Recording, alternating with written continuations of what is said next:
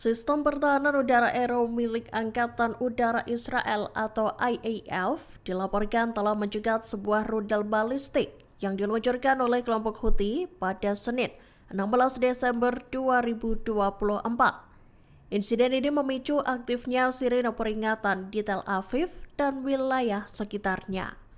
Pihak kepolisian Israel melaporkan pecahan rudal hasil intersepsi menghantam atap sebuah bangunan tempat tinggal di lingkungan Beit Hanina, Yerusalem. Pecahan tersebut bahkan dilaporkan menembus ke dalam salah satu apartemen di bawahnya. Namun menurut keterangan dari Magen David Adom atau Palang Merah Israel dan kepolisian Yerusalem, tidak ada laporan korban luka akibat insiden tersebut.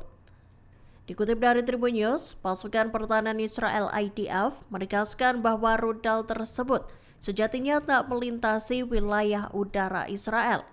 Peringatan sirena dibunyikan sebagai langkah pencegahan, mengingat risiko jatuhnya puing-puing dari proses intersepsi rudal.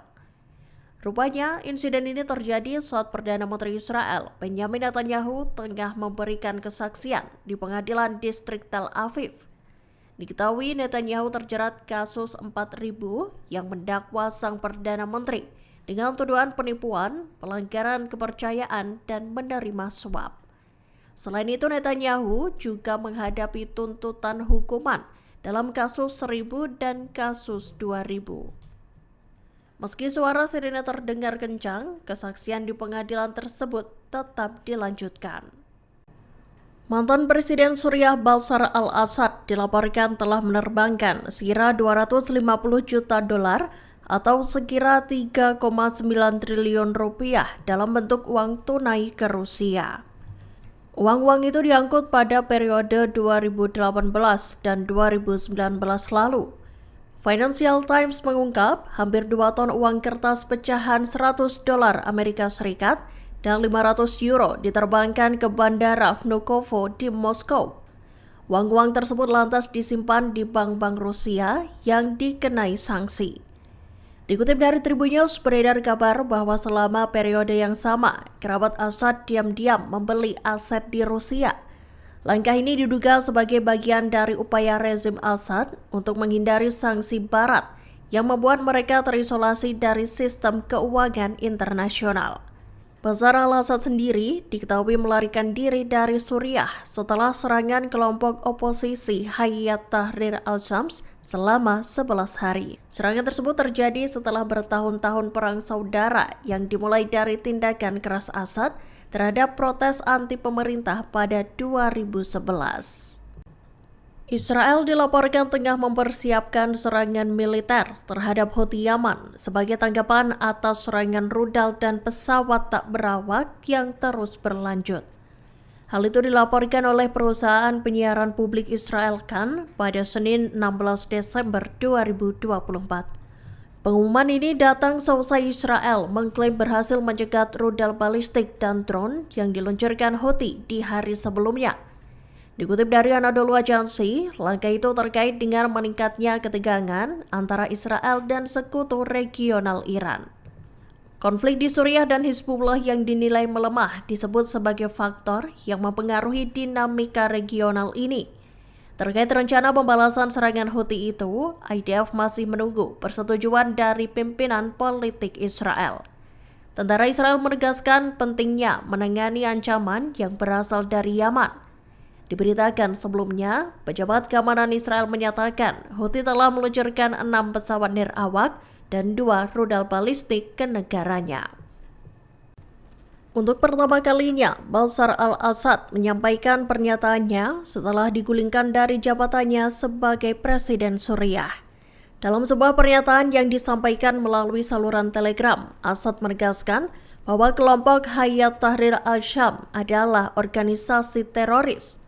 Ia juga memberikan klarifikasi atas kepergiannya dari Suriah yang disebut sebagai upaya untuk melarikan diri. Dikutip dari Tribun News, Assad menegaskan bahwa dirinya tak melarikan diri saat Damaskus jatuh ke tangan pemberontak. Assad menyatakan ia masih berada di Damaskus hingga Minggu 8 Desember 2024 dini hari. tepat di saat situasi menjadi tak terkendali dan pasukan pemberontak menyusup ke ibu kota. Setelah pasukan pemberontak mulai mengambil alih Damaskus, Assad mengaku berkoordinasi dengan sekutu Rusia untuk memindahkan dirinya ke Latakia. Assad menyebut bahwa ia tiba di pangkalan udara Meimim milik Rusia di Latakia pada pagi harinya. Tank tempur milik pasukan pertahanan Israel IDF melakukan patroli di zona penyangga dataran tinggi Golan yang berbatasan langsung dengan Suriah. Operasi itu dilakukan pada Minggu 15 Desember 2024. Tank-tank IDF itu tampak berkeliaran di sekitar perbatasan seusai Israel menggempur habis sejumlah pangkalan militer milik rezim Assad. Dikutip dari Tribun News, Perdana Menteri Israel Benjamin Netanyahu berdalih pasukannya ditempatkan di beberapa daerah di luar zona penyangga dengan alasan untuk menjaga stabilitas. Israel menggambarkan aksi itu sebagai tindakan sementara dan defensif. Perdana Menteri Netanyahu menyatakan prajurit IDF akan berada di zona penyangga sepanjang bulan-bulan musim dingin. Sabotase semacam ini bukanlah kali pertama dilakukan oleh Israel. Negara Zionis tersebut sebelumnya pernah merebut Golan dari Suriah pada tahap akhir perang 6 hari tahun 1967 dan mencaploknya secara sepihak pada tahun 1981. Militer Israel mengerahkan robot bermuatan bahan peledak di sekitar rumah sakit Kamal Adwan baru-baru ini. Serangan itu terjadi selama berminggu-minggu di rumah sakit yang terletak di sebelah utara Beit Lahia tersebut. Para staf medis juga melaporkan adanya serangan penembak jitu pada unit perawatan intensif RS. Dikutip dari Tribun News, pasukan Zionis dilaporkan mengirim 3 robot bermuatan peledak ke area sekitar rumah sakit. Tak hanya itu, 10 drone quadcopter Israel juga dijatuhkan di fasilitas medis tersebut. Serangan tersebut lantas menyebabkan kebakaran di 3 lantai RS. Kemudian dalam laporan lainnya, sekelompok orang di kamp pengungsi Shati di barat laut kota Gaza menjadi sasaran serangan drone dan rudal Israel. 4 orang dikabarkan tewas dalam serangan tersebut. Ketika bom tersebut meledak, serpihan-serpihan terbang dengan kecepatan tinggi. Pecahan bom itu lantas melukai orang di sekitarnya hingga mengalami pendarahan hebat. Artileri Brigade Al-Quds menembus markas komando dan kontrol musuh milik pasukan Israel. Diketahui markas tersebut berada di pusat kamp Jabalia, jalur Gaza Utara.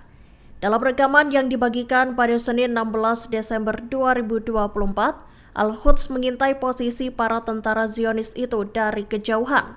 Artileri Al-Quds itu pun langsung dilesatkan ke lokasi tempat pasukan Israel itu berada. Sejumlah letupan tembakan juga tampak mengiringi serangan artileri itu.